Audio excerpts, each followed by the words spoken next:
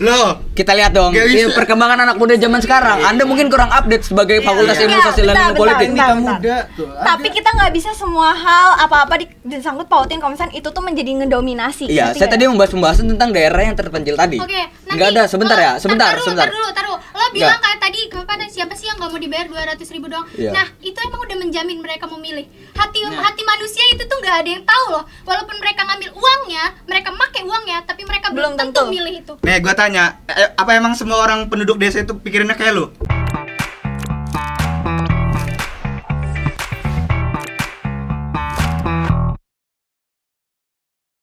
Assalamualaikum warahmatullahi wabarakatuh.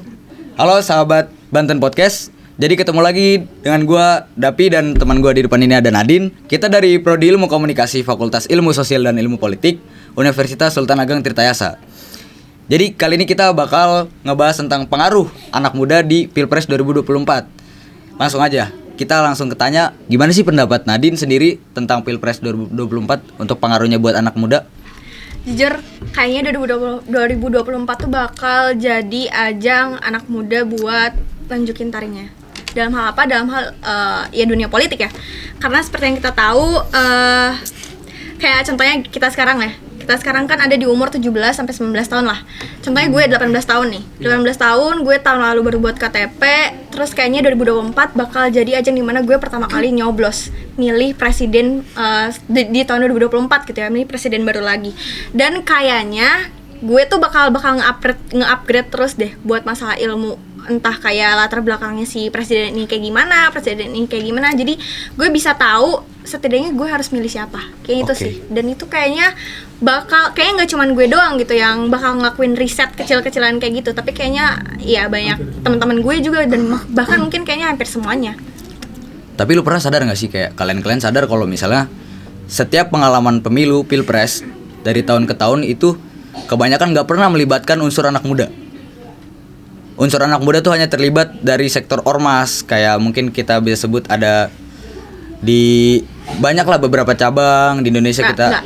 Tapi justru menurut gue kita tuh sebenarnya dari tahun ke tahun udah mulai salingnya sinkronisasi antara anak muda sama misalkan yang sebelumnya. Karena menurut gue tuh kayak bener-bener tahun 2022 aja nih ya, itu bener-bener ramai banget juga tentang kayak kemarin contohnya Pak Anies Baswedan ternyata udah kayak dipilih sama kemarin udah pokoknya digayat sama Surya Paloh dan segala macemnya, udah sama Nasdem dan sebagainya. Jadi kayaknya itu sebetulnya udah mulai narik kita sebagai generasi selanjutnya, apalagi generasi milenial, generasi Gen Z, kayak udah mulai istilahnya udah mulai bisa dikait-kaitin gitu, udah mulai ada pengaruhnya gitu. Berbicara tentang pengaruh ya, kalau misalnya dari gue sendiri kayak ngerasa kalau misalnya Pilpres ini pemilihan presiden, paslon-paslonnya nggak didominasi sama anak muda. Pengalaman dari tahun kemarin itu kita punya Sandiaga Uno sama Prabowo sebagai pasangan nomor 2. Dan yang di urut pertama itu ada Jokowi dan Kiai Haji Maruf Amin. Oke. Kenapa gue berpendapat seperti ini? Anak muda belum punya pengaruh besar terhadap pemilu Pilpres tahun 2024. Karena dari undang-undangnya pun di sini nomor 7 tahun 2017 tentang pemilu mengatur sejumlah syarat pemilihan calon presiden. Itu batas minimal untuk menjadi calon presiden adalah umur 40 tahun. Oke. 40 tahun ini menurut gue pribadi itu angka yang menurut gue relatif tua. Apakah dari DPR sendiri tidak ada revisi atau amandemen terkait pemilihan ini, undang-undang ini? Apakah hanya ingin terus mengedepankan orang tua dibanding anak muda? Apakah seperti itu? Kita lihat sesuai data yang ada. Jadi, secara tidak langsung, dari syarat Undang-Undang Nomor 7 Tahun 2017 tentang pemilihan calon presiden ini, saya sendiri beranggapan bahwa pemuda ini ditahan untuk mempunyai peran dalam pemilihan presiden. Setuju sama yang lo bilangin, karena calon-calon presiden tahun kemarin pun itu sasarannya adalah kaum-kaum milenial. Nah, otomatis kaum milenial ini pasti udah dilirik dong sebenarnya sama petinggi-petinggi partai. Karena mungkin dari anak-anak kaum milenial, kayak contohnya dari diri kita sendiri, banyak kan dari kita semua yang merasa nggak mampu padahal kita mampu, istilahnya insecure. Karena anak-anak zaman sekarang ini, anak milenial zaman sekarang lebih mementingkan rasa nggak mampu, rasa nggak mau deh, gue nggak mau. Karena masih banyak orang-orang yang nggak mau terlihat kemampuannya mereka belum kurang percaya diri. Banyak kok sebenarnya orang-orang yang udah masuk ke lingkungan DPR.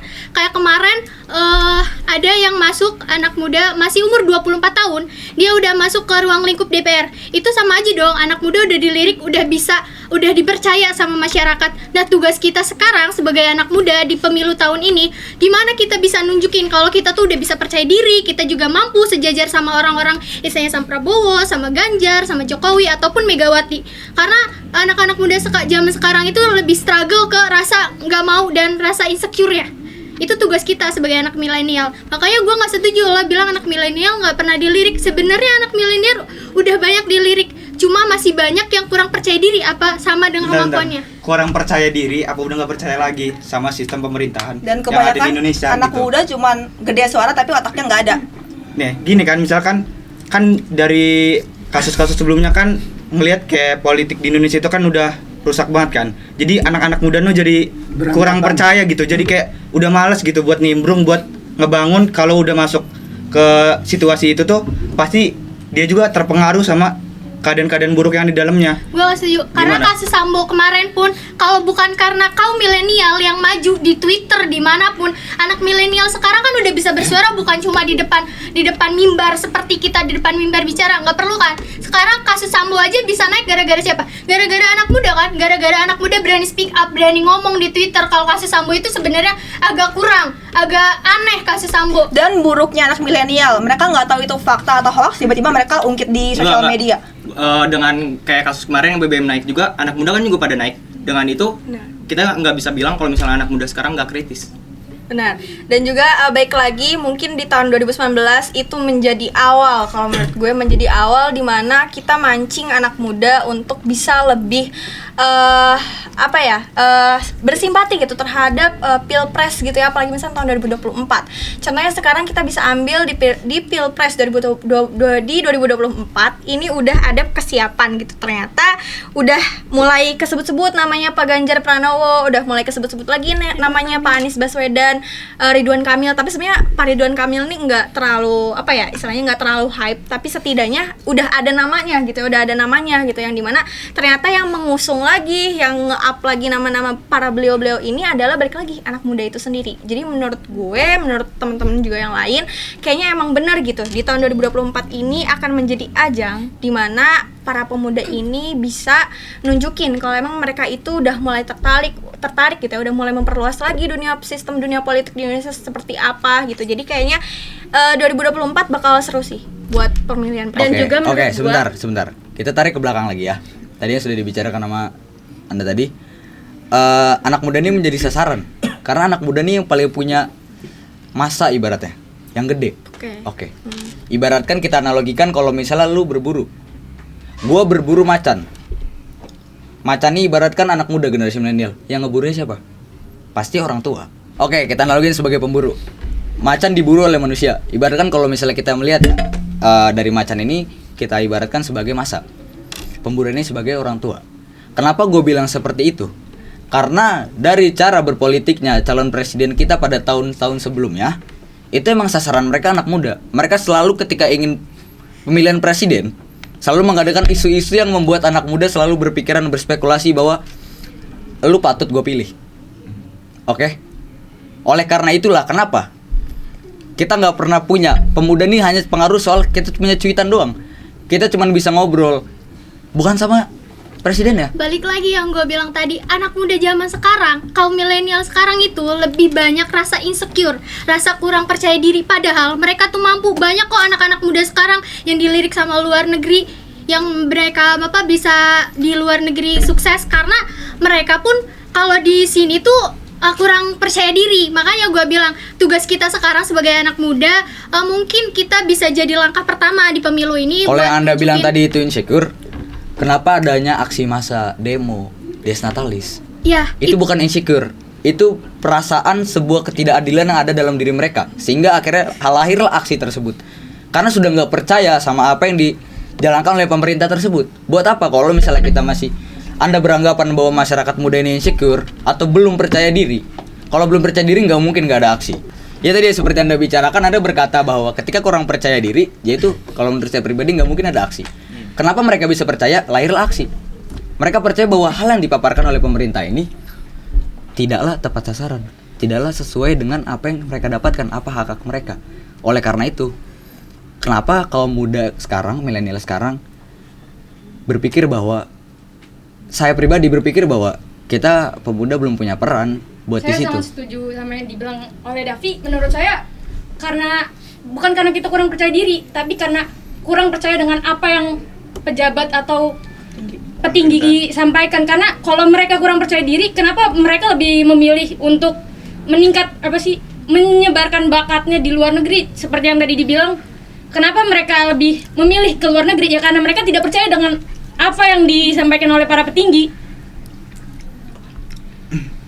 Oleh karena itu, mungkin anak muda sekarang cenderung lebih kritis, dan emang tugasnya untuk mengkritisi kebijakan pemerintah sekarang. Jadi emang balik lagi ke tugas anak muda sekarang seperti itu. Berarti bukan nggak percaya diri dong, cuman takut bersuara. Beda sama insecure. Nggak takut bersuara dong kan? Anak muda sekarang lebih berani bersuara malah. Berani bersuara terus dibungkam. Iya, Jadi iya. males kan, anak muda juga mau gimana? Bersuara nanti ditutup kasusnya. Bersuara ditutup lagi. Bentar. Daripada tidak melakukan apa-apa, Sia-sia sama aja Makanya menurut gua. Nggak sia-sia dong. 2024 ini pentingnya milenial seperti kita ini untuk maju, untuk lebih buka lagi tentang ilmu politik, tentang politik. Kita juga udah tahu tentang buruknya waktu tahun-tahun ke belakang. Makanya itu kita didorong untuk lebih melihat, lebih membuka kedepannya itu seperti apa gitu. Kita nggak usah bohong lah, nggak usah banyak berspekulasi bahwa pemuda seperti ini, generasi milenial seperti ini. Kita lihat pengalaman aja. Dengan mental generasi milenial kita yang masih suka depo lah, masih suka tawuran, gangster dan lainnya, apa patutkah mereka? Pertanyaannya sebentar. Pertanyaannya satu. Memang generasi milenial punya pengaruh yang besar. Tapi dengan pola pikir seperti itu, apakah dapat memajukan bangsa atau bahkan malah memundurkan rakyat bangsa sendiri? Kita bakal mengalami kemunduran jika pemuda-pemuda yang generasi milenial Anda bilang tadi punya pengaruh besar, punya kritis yang bagus. Tapi kalau misalnya mental masih seperti itu, ya percuma saja. Kita nggak boleh nutup mata dong. Kalau lo ngelihatnya cuma dari gangster, dari anak-anak itu doang. Banyak kok kayak contohnya Najwa Shihab, Jerome Pauline. Dia berprestasi, dia juga udah bisa dilirik banyak orang yang bilang kalau dia tuh cocok jadi menteri pendidikan. Mau di Ayunda Mau di Ayunda jadi juru kemarin, bicara iya. ya Jadi kan? juru bicara. Dan itu kan artinya udah menjadi salah satu ya kayak gambaran. bahwa saya misalnya kita nih pemuda ini udah mulai diikut sertakan gitu. Jadi Tapi Anda sadar nggak sih, itu 1:1000 loh. ya, Ya. intinya adalah balik lagi. Tadi kita ngelihat contohnya, kita balik lagi ya tentang juru bicara Mau di Ayunda udah berapa kali, udah 3 kali ngakuin conference first gitu kan. Terus dia juga jadi juru bicaranya Indonesia gitu kan. Terus juga nggak cuman itu aja, tapi masih banyak contohnya kayak Jerome Pauline dan segala macamnya. Itu tuh udah benar-benar setidaknya udah mengikut sertakan gitu loh generasi pemuda, generasi milenial, generasi Gen Z gitu kan. Ditambah contohnya sekarang tadi yang udah dibahas tentang adanya nama-nama Pak Ganjar Pranowo sudah disebut-sebutkan, Pak Anies, terus ada Pak Ridwan Kamil juga. Itu menjadi salah satu bentuk dimana kita itu udah mulai setidaknya percaya, udah mulai antusias gitu terhadap Pilpres 2024 Mungkin nanti. menurut saya pribadi Anda kurang membuka mata ya terkait generasi milenial tersebut. Tapi Karena itu sebenarnya- 1:1000. Kalau Anda Tapi tahu, sebenarnya nih tentang masalah depo-depo itu Iya. juga itu pun sebenarnya 1:1000. Kita lihat kalau misalnya kita buka lagi ya di kelas ilmu politik atau sebagainya gitu. Pasti di satu kelas gak banyak misalkan yang depo gitu dan segala Iya. macamnya gitu ya kan. Jadi intinya kita nggak bisa ngelihat atau kita juga nggak bisa cuma nutup satu mata aja. Kita juga harus melek tentang masalah depo dan sebagainya. Mungkin di balik itu pastinya ada banyak pemuda-pemudi ya di luar sana yang istilahnya mah ya itu apaan sih gitu loh. Yang di sini yang kita permasalahan ada di sini itu di balik misalkan di samping adanya anak-anak yang masih sering depo dan segala macamnya, tapi nggak menutup kemungkinan bahwasannya anak-anak, bahkan mungkin mayoritasnya anak-anak pemuda-pemudi Indonesia ini masih terus berusaha gimana sih caranya biar kita tuh tahu nanti tuh di Pilpres 2024 kita bisa tahu gitu loh, sebetulnya yang layak untuk menjadi presiden baru kita itu nanti tuh siapa.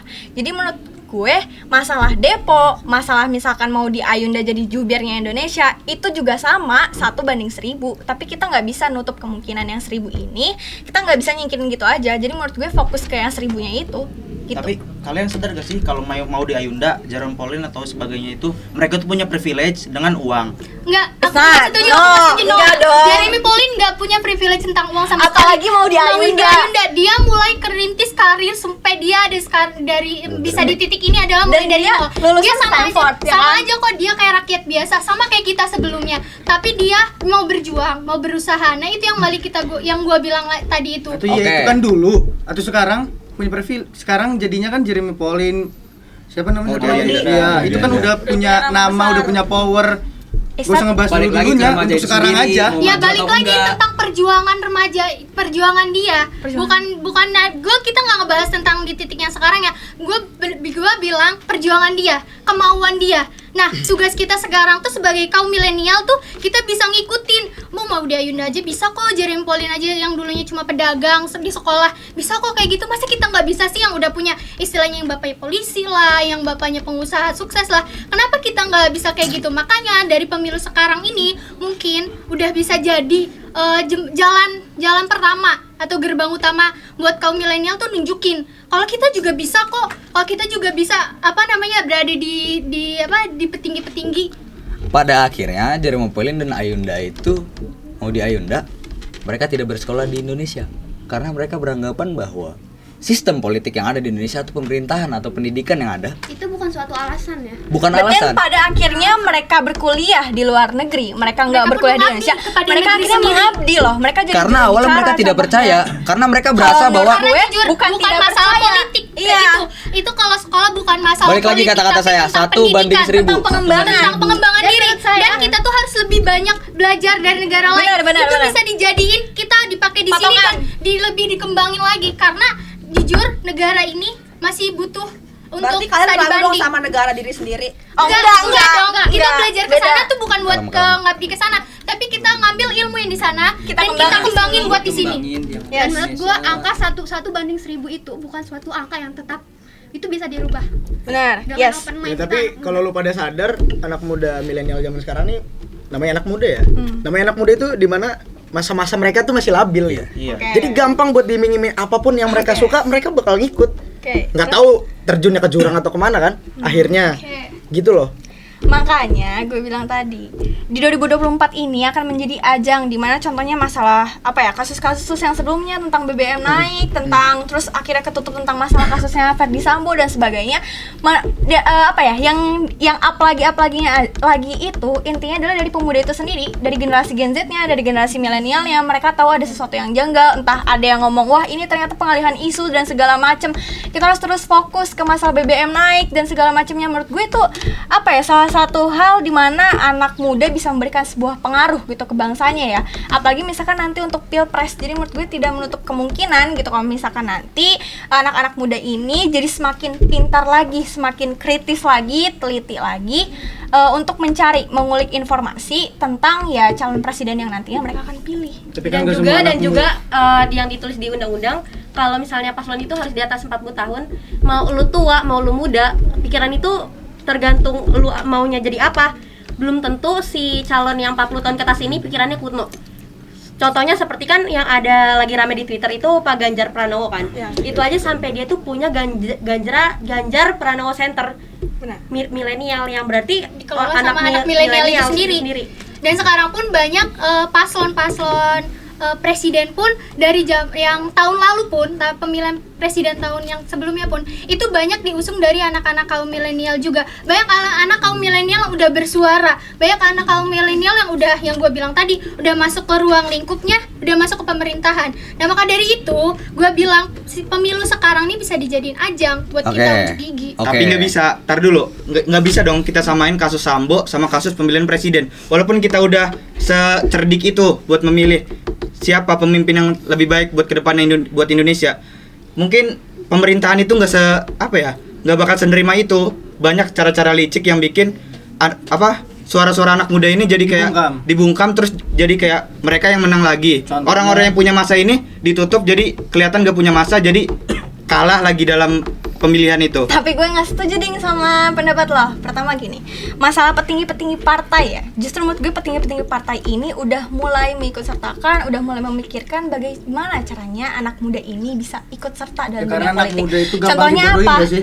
Gampang dipengaruhi. Contohnya apa? Bodoh atau Petinggi Ini serangan partai. fajar, kayak Nggak, sogok menyogok. Enggak, kalau misalnya masalah serangan fajar, walaupun mereka nerima serangan fajar atau apa, mereka nggak bisa dikutik dong Dan pilihannya karena mereka udah punya udah pendirian. tahu, Karena Enggak, anak lu muda tahu nggak itu? sekarang- Diam dulu. Intinya di sini lu mau menentukan Sabar dulu, lu sabar jadi dulu. kritis atau jadi bodoh. Sabar dulu. Nih, nggak usah tinggi-tinggi ke presiden lah. Misalkan kepala desa apa enggak? Apa ya? Lurah Nah, gitu. kalau kepala desa, di tempat gua kepala desa umurnya baru 24 tahun loh. Enggak. Gua Dia masih muda, Gua bicarain masih sistemnya, muda, gua bicarain masih sistemnya, gua bicarain sistemnya. Nih, lu bilang kan, lu nggak peduli mau lu dikasih serangan fajar, kalau kita udah pendirian, kita bakal milih orang yang menurut kita paling baik. Oke. Nggak bisa. Lu coba main ke daerah-daerah terpencil yang orang-orang itu Masih apa ya? terbilang Kekurangan miskin. Mereka semua tuh nggak bakal mikirin, gua milih dia karena gua punya Lu udah pendirian. survei. Nggak mungkin. Ntar dulu, sabar dulu. Sabar dulu, gua kan selesai ngomong. Gua berbicara fakta, Nggak, tunggu. sabar Gua dulu. berbicara fakta. Kan gua juga Karena punya di daerah, gua punya daerah, gua Gua punya daerah. terpencil juga sama. Lu daerah. Banyak orang-orang yang kena serangan fajar tapi dia nggak milih orang yang nyerang fajar Oke, itu. nih. Karena mereka udah punya Sabar dulu, sabar dulu. punya pendirian dan mereka udah melek tentang politik. Oke, itu daerah lo, gue terima. Itu daerah lo, gue terima kan. Ini bicara daerah gue. Orang-orang di sana nggak bakal mikirin kalau ini gue punya pendirian, gue milih pemimpin yang benar. Orang-orang di sana bakal berpikir kan, mereka kan sumber dayanya mungkin itu belum Kurang. secerdas kita kan. Iya. Belum sekritis Mungkin kita. karena belum sekritis kita, terus belum belum punya value buat kita tuh berpikir kalau pemimpin ini lebih baik. Jadi yang mereka pikirnya tuh, gue dapat serangan fajar, gue dapat duit, gue bisa makan, dia. gue pilih dia.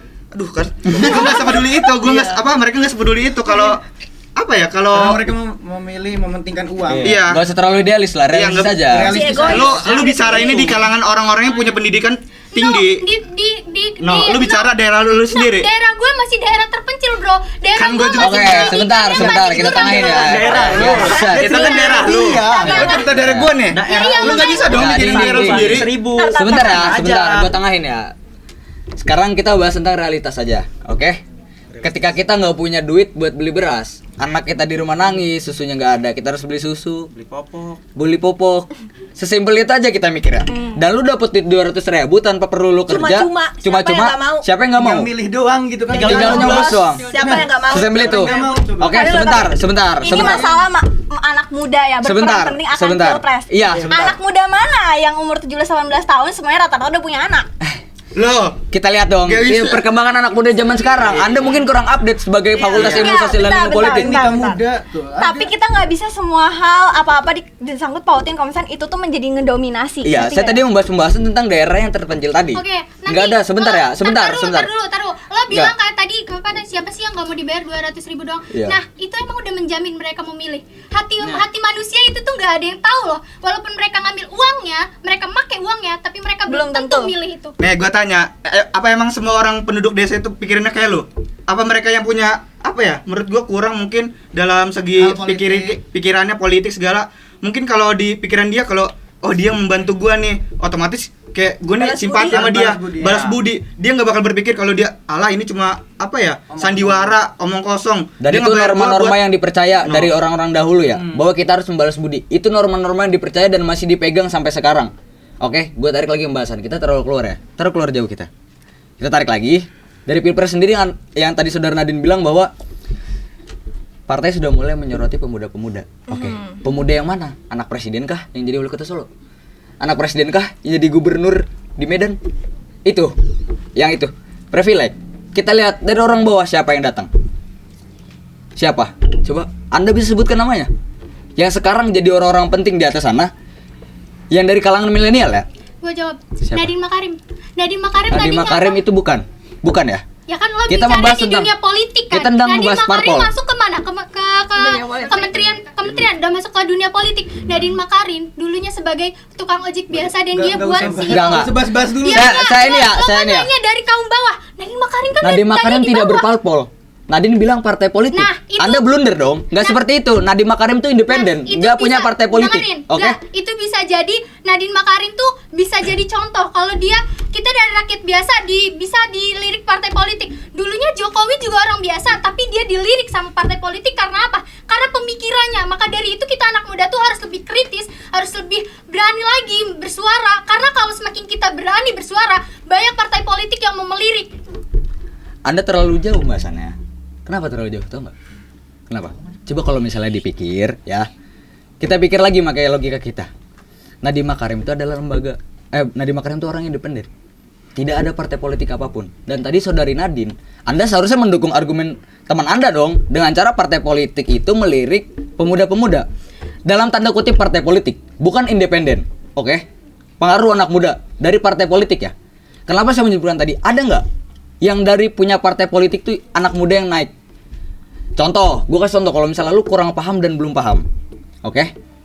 Ketika Kiki punya partai.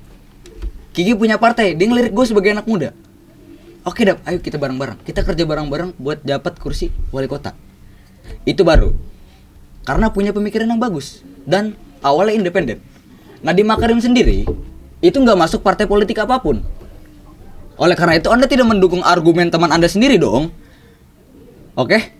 Nggak ada korelasinya. Apa yang Anda bicarakan dari tadi itu nggak ada korelasinya apa yang saya bicarakan dan saudara Nadine. Iya. Gitu. Mungkin Anda belum paham dan mungkin akan saya jelaskan dengan logika mungkin yang menurut saya paling rendah. Gitu. Mungkin Anda paham sekarang apa yang saya bicarakan? Jadi kita melirik parpol ya, bukan perorangan. Parpol melirik anak muda yang awalnya dia independen, tidak ada sangkut pautnya sama partai politik apapun. Kita bisa lihat contohnya. Anaknya Jokowi yang jadi wali kota Solo ada. Anaknya Jokowi yang jadi gubernur ada. Oke? Jadi Anda paham apa maksud saya kan? Karena di Makarim itu tidak termasuk dengan apa yang saya bicarakan. Karena kalau misalnya kita pembahasannya seperti ini dari tadi, Anda pasti bakal muter-muter. Karena kita nggak pernah menemukan jalan tengah. Seperti itu. Oke? Jadi untuk pendapat kami pribadi, pemuda tidak punya pengaruh yang besar. Bukan tidak punya pengaruh ya. Punya pengaruh yang besar, tapi di kalangan bawah. Oke, jadi intinya adalah kalau dari teman-teman sekalian nih, Dapi dan ya kawan-kawan, intinya adalah menganggap bahwasannya anak muda ini istilahnya berpengaruh, tapi tidak berpengaruh, ya kan? Tapi justru kalau menurut kita di ajang tahun 2024 Pilpres, balik lagi, anak muda memang misalkan kalian ngelihat karena dari Pilpres 2019. Tapi dari tahun ke tahun 2020, 2021, 2022 menurut gue nih. Mohon maaf, pemilu Pilpres hanya ada 4 tahun sekali. Iya. Oke. Maksudnya gini, di tahun 2024 itu tuh maksudnya para petinggi partai itu justru udah mulai tahu sebenarnya sasaran yang paling baik itu siapa. Dan kita tuh nggak cuma dijadiin sasaran aja, tapi kitanya juga gerak kalau menurut gue ya. Dilihat dari sisi misalnya sosial media yang udah mulai dipenuhi dengan anak muda, nggak cuma generasi milenial aja gitu yang sekarang disebut-sebut, tapi generasi Gen Z gitu. Mereka udah mulai mengerti gimana sih caranya gitu dalam menggunakan atau menggali suatu informasi, mengulik gitu ya suatu informasi orang, latar belakangnya orang. Dan satu lagi masalah tentang kegagalan di pemilu 2019 dan sebagainya, itu menurut gue nggak akan terjadi lagi di tahun 2024. Karena apa? Kenapa Anda bicarakan tidak jadi? Petinggi parpol ya sekarang aja udah mulai naikin lagi nama Anies Baswedan, udah mulai naikin lagi nama Pak Ganjar, udah mulai naikin lagi nama Pak Ridwan Kamil, yang dimana mereka tahu pendukung-pendukungnya rata-rata itu pemuda-pemudi. Dan mereka punya rekam jejak dari sebelumnya sebagai wali kota atau gubernur. Ada nggak lembaga independen yang saudara teman Anda tadi bicarakan? Oke. Kita nggak bahas dulu tentang lembaganya. Nggak, ini ada sangkut paut ya. Ini ada kita punya korelasi atas topik yang dibahas ini ya. Oke. Dari Partai Solidaritas Indonesia ada kok anak muda semua. Dan sekarang apakah Partai Solidaritas memenuhi kualifikasinya untuk memasuki Pilpres tahun 2024? Tidak ada. Partai Demokrat sekarang diisi dengan petinggi-petinggi anak-anak muda semua. Dan itu adalah salah satunya anaknya dari Presiden kita ke-6, Susilo Bambang Yudhoyono. Jadi kita bisa bicarakan ini seperti oligarki, gak ada yang pernah bisa disalahkan. Oke. Ada satu hal yang harus kita garis bawahi, bahwa politik tuh nggak ada yang bersih. Oke, gue percaya itu. Ini pembahasan kita mungkin cukup sampai sini aja ya. Jadi kalau misalnya kalian mau penasaran apa yang selanjutnya kita bicarakan, langsung aja, nanti kita bakal ada part 2. Okay. Jadi buat teman-teman semua, stay tune aja di podcast saya Sahabat Banten Podcast. Jadi kita bakal ada ketemu lagi di sini, kita bakal ngebahas topik-topik selanjutnya, dan mungkin kita bakal ngebahas topik yang ini karena ini belum selesai ya. Jadi itu aja dari gua, Dapi dan Nadine dan teman-teman semuanya dari Ilmu Komunikasi. Kami ucapkan Terima kasih. Assalamualaikum warahmatullahi wabarakatuh.